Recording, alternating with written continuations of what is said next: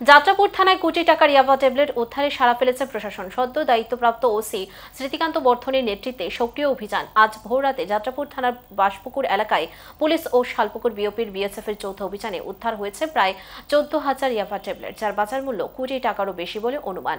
অভিযান পরিচালনা করেন যাত্রাপুর থানার ওসি স্মৃতিকান্ত বর্ধন ও সংশ্লিষ্ট বিএসএফ ক্যাম্পের আধিকারিকরা। উদ্ধার হয়েছে একটি নম্বরবিহীন সন্দেহজনক গাড়িও, যা চোরাচালানের কাজে ব্যবহৃত হতো বলে পুলিশের ধারণা। এই সাফল্যে খুশি এলাকাবাসী। পুলিশের প্রশাসনের ভূয়সী প্রশংসা জানিয়েছেন তারা। পুলিশ জানিয়েছে, মাদক বিরোধী অভিযান চলবে ধারাবাহিকভাবে। প্রশাসন প্রতিশ্রুতিবদ্ধ এক মাদক মুক্ত সমাজ গঠনে। ভোর রাত্রির দিকে এটা গোপন খবরের ভিত্তিতে শালমুড়া বিএসএফ, বিউপির বিএসএফ এবং যাত্রাপুর থানার পুলিশ টিএসএফ পার্সোনেল মিলে একটা আমরা যৌথ অভিযান চালাই।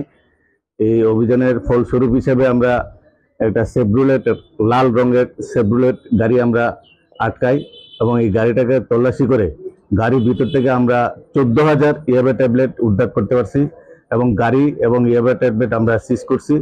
এবং এই ঘটনার আমরা তদন্ত করতে গিয়ে সেটা আমরা 3জন সাসপেক্টেড সন্দেহজনক 3জনকে আমরা আটকাতে সক্ষম হয়েছি এবং এদেরকে জিজ্ঞাসাবাদ চলছে। এদের একজনের নাম সরফরাজ আহমেদ, একজন জুবের, আরেকজন হইল নজরুল ইসলাম।